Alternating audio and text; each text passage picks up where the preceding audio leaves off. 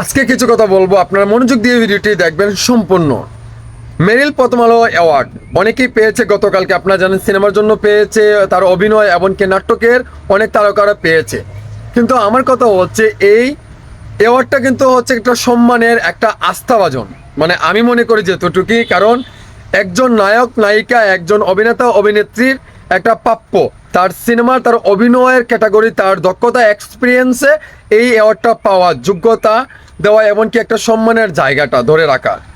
আমার কথা হচ্ছে এই আরও বাংলাদেশে অ্যাওয়ার্ড শো হয়, কিন্তু মেরিল প্রথম আলো অ্যাওয়ার্ডের মতো কিন্তু হয় না।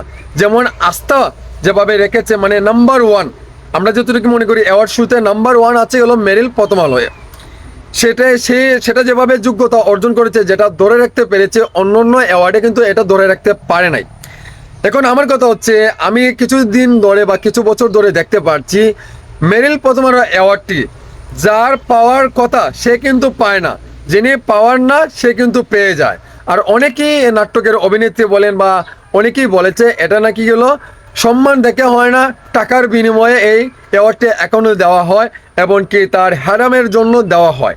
সো আমার কথা হচ্ছে এই একটা প্ল্যাটফর্ম, এই যে মেরিল প্রথম আলো অ্যাওয়ার্ডটা দেওয়া হয়, এটা এখন থেকে না অনেক বছর আগ থেকে ফেমাস এমনকি ভালো, কিন্তু এখানে গাফলতি কেন হচ্ছে, এমনকি যিনি পাওয়ার কথা তা ওনাকে দেওয়া হয় না কেন, এমনকি টাকার বিনিময়ে ওনারা বিক্রি হয়ে গেছে, এটা কতটুকু যুক্তিসঙ্গত আপনারা মনে করেন অবশ্যই কমেন্টে জানাবেন। এমনকি আমি মনে করি বাংলাদেশের টপ লেভেলের একজনই তারকা আছে, কিন্তু তার সাথে কিন্তু এই জিনিসটা মানে দমিয়ে রাখার জন্য যাতে সে আরও দূরে এগিয়ে নেওয়া যেতে পারে, এর জন্য আরও একজন থার্ড পার্সনকে নিয়ে আসা হচ্ছে, এমনকি তাকে হলো হেনস্থামূলক কথাবার্তা হচ্ছে, কিন্তু সে পাওয়ার কথা তাকে না দিয়ে অন্যকে দেওয়া হচ্ছে।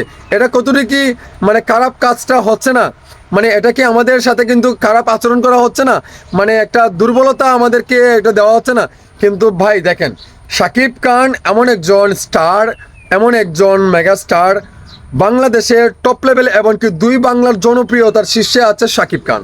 শাকিব খান অ্যাওয়ার্ডের জন্য কিন্তু কাজ করে না, মানে তার যতটুকু যোগ্যতা আছে ততটুকু কিন্তু আল্লাহ তাআলা দিয়েছে, তাকে যতটুকু সম্মান দেওয়ার ততটুকু দিয়েছে। যেমন আমি বলি বলিউডের শাহরুখ খান কিন্তু গোল্ডেন ভিসা পায় নাই, মানে এত বড় নাম্বার ওয়ান ইন্ডিয়াতে যদি থেকে থাকে তাহলে মেগাস্টার শাহরুখ খান, আর বাংলাদেশে মেগাস্টার শাকিব খান। শাহরুখ খানে যে গোল্ডেন ভিসাটা পায় নাই, সেই ভিসাটা কিন্তু আমাদের মেগাস্টার শাকিব খান পেয়েছে। কিসের হিসাবে পেয়েছে? নাম্বার ওয়ান তারকা বাংলাদেশের হিসাবে পেয়েছে। ঠিক আছে, সো এই জিনিসটা একটু দেখেন। আপনারা অ্যাওয়ার্ড দিচ্ছেন ভালো কথা, কিন্তু থার্ড পার্সনকে দিচ্ছেন, যিনি সম্মান তাকে না দিয়ে অন্যকে সম্মান দিচ্ছেন, এটা কিন্তু মানে আল্লাহ তাআলা ছাড় দেয় মাগার ছেড়ে দেয় না, যে দুই নম্বরই কাজ করছেন, কিন্তু এই দুই নম্বরের ফলটা আপনাকে জীবিত থাকতেই দিতে হবে। ঠিক আছে, ভালো থাকবেন।